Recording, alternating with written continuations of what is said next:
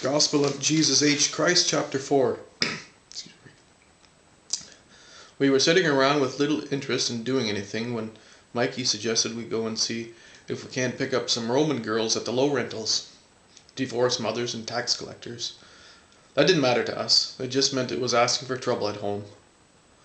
When we got to their little pleasant ghetto, our mission was obvious to them. Luckily for us, no one minded. Even the boys were glad to see us. We stayed all afternoon and into the night. After a few visits, Jamie and Abe didn't come anymore. I was surprised to find I was the boyfriend of Dinah and really enjoyed kissing Rachel and Clara.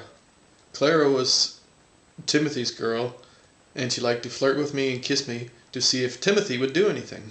He didn't. When I played with her breast, Timothy wasn't there.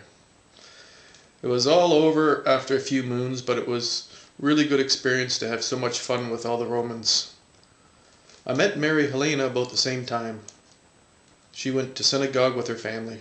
Our families were distantly related, which should have disturbed me. I was determined not to fall in love with a Jew. Stupid, really. I was angry with the religion, not the people in it. Mary Helena made that clear to me when she looked at me. She was 12 and I thought maybe a little bit too young. So we didn't talk in the synagogue. I was too involved with telling the elders they were wrong. Almost a year later, I finally talked to her at a goat roast, sin offering. "Hi Jesus, you show me so much love. Everyone shows you love. Not like you do. Can you tell me your name?" My parents always call me Mary Helena. My friends call me Helena. "Have they arranged a marriage for you yet?" Helena's leg was touching mine. She smiled and kissed my cheek and went to sit with her family. I went to mine. "She's pretty, isn't she?" "Who's pretty?" "Mary Helena. Her father—" "I don't want to know." I said hello to the girl. Mum wanted her boys to marry Jewish girls. Our ancestors could never make up their minds. And with Romans and Arabs everywhere, it just wasn't working again with sticking to cousins. After the old people had a few glasses of wine, the goat roast became a nice party. And amid so many self-proclaimed Torah experts, I seldom left looking into Helena's beauty. Her movements were natural like a beast of prey with a full stomach, relaxed and beautiful. And relaxed in a way that made me feel as relaxed even though a part of me was anything else. We danced together, and I smelled her.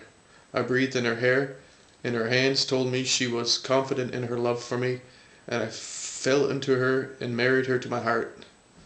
I kept getting a hard-on when we danced and had to relieve myself that night before I could sleep. The next day, we went out of Nazareth and found a place to ourselves. We talked along the way about our faith in the laws of Moses.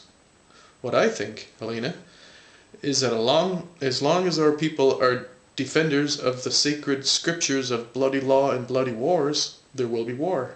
It is a book made to make fools think that dying in war at the age of 14 or 18 is honorable. It gives a soldier a good place in heaven if he wins in war. He can rape and plunder. That's not a very nice picture. No, it's worse than that, Helena. The priests are making our lives hell. And instead of getting killed at 18, a man could do anything else. The priests and Sadducees are the only winners of war. Helena, it drives me mad seeing how myopic this world is. Why is everyone so dim-witted? I don't know, my sweet Jesus, but I believe if anyone can make a difference, you can. I see how people love you. No one believes me, though. I do, your friends do, and I think even though most people won't admit it, they know things could be better here. I love you, Helena. I know you do. You always did.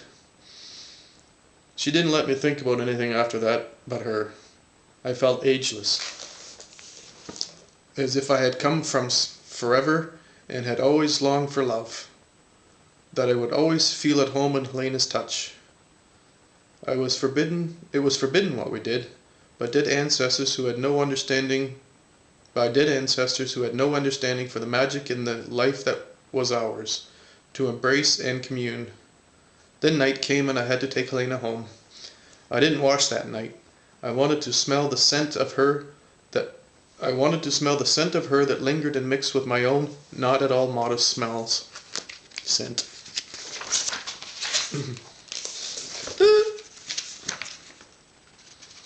Temporary fuck up here. I wonder if I'd have to do this again. I felt like an animal. I imagined I could understand my world. The canine souls and feline souls showed themselves to me. They expected something from me. Everyone showed me love, and even my dreams and impressions of moss attacking me when my faith in my own capacity faltered. I knew I was a king of a tribe I felt alien to. I knew it was illusion. I had known many Egyptians and Romans and Arabs. They all seemed to believe it was okay for me to take on the priests. There will be synagogues long after you're dead. One of the Sadducees told me that. And I knew he was right. It was impossible for one person to stop such a camel caravan. I had the strangest feeling that life would help me if I just walked through my fears and let the animal in me listen and hear. I was really happy to be alive. I couldn't understand why the world around me seemed in a dream.